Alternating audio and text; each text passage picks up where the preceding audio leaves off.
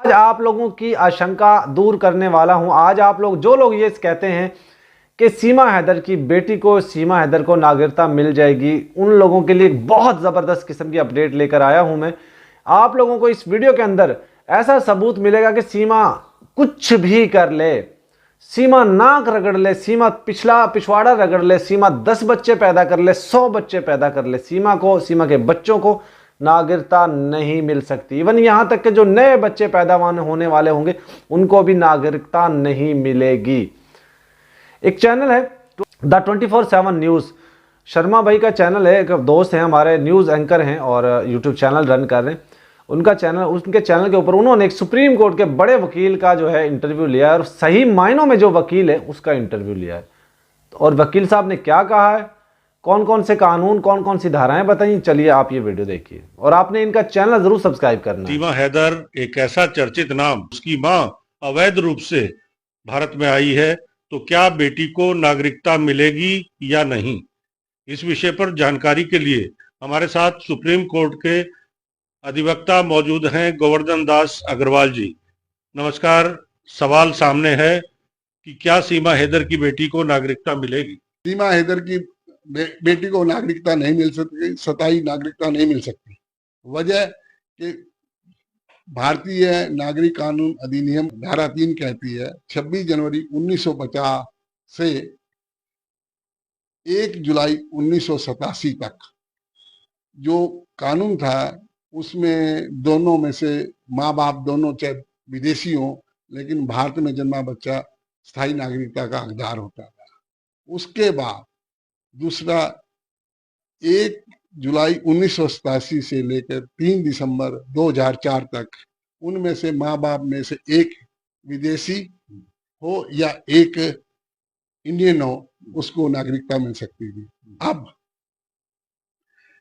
3 दिसंबर 2000 तक के बाद 2004, हाँ, 3 दिसंबर 2004 के बाद अब तक कानून ये है दोनों में से एक विदेशी हो और दूसरा भी इंडियन हो, लेकिन उसमें एक वजह है, अगर विदेशी अवैध प्रवासी है तो नागरिकता नहीं मिल सकती। सीमा हैदर अवैध प्रवासी है। जी जी, सीमा हैदर अवैध प्रवासी।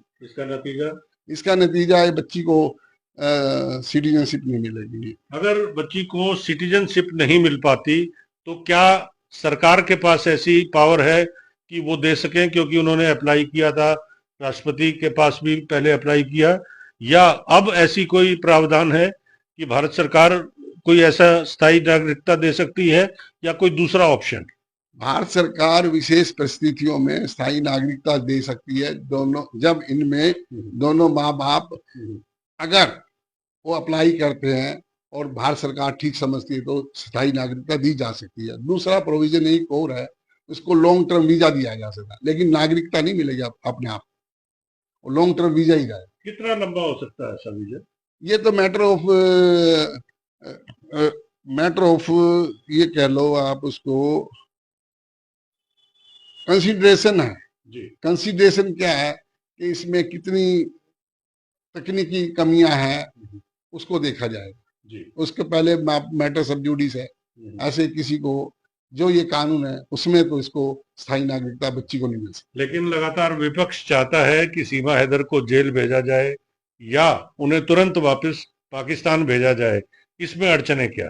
इसमें कोई अड़चन, इसमें तो मामला कोर्ट में चल रहा है, उसके बाद जो कोर्ट डिसीजन देगा, माननीय अदालत जो डिसीजन देगी उसके बाद देखा जाएगा। ऐसे थोड़ी भेजा जाए, अब तो रही है जी, रही है ना। अगर बात की जाए जनता की, इस बात को लेकर भी यही चर्चा आती है कि अदालती प्रक्रियाएं इतनी लंबी होती हैं कि तारीख पर तारीख मिलती रहती है, और फिर उसके बाद न्याय मिलने में इतना समय हो जाता है कि मामला ही लगभग जो है बदल जाता है। भाई ये कोई एक स्पेशल केस थोड़ी है, और भी तो केस लगे हुए ना देश में। ये एक स्पेशल केस है, कोर्ट में पहले ही ओवरलोड हो रही है डिसीजंस के चक्कर में, वो कर रही है धीरे धीरे। अब कानून भी आगे नए कानून बना दिए 2024 में, और 3 साल में सब क्लियर करेंगे। कितने समय में फैसला आ सकता है? इसके बारे में कहना मेरे लिए मुश्किल है।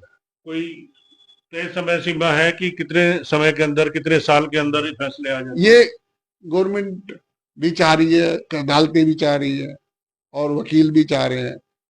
उम्मीद है कि प्रोसेस को फास्ट करा जा रहा है, तेजी से किया जा रहा है। उसको जो भी समय लगा तो लगेगा। जी, लेकिन ये कहा जा सकता है कि अदालती प्रक्रियाओं की जटिलता या लंबा समय लगने की वजह से फिलहाल जैसे सीमा हैदर इस समय यहाँ भारत के अंदर रह रही है, इसी तरह से अभी तक उसकी बेटी का भी यहाँ रहना तो संभव है, लेकिन स्थायी नागरिकता मिलना संभव नहीं।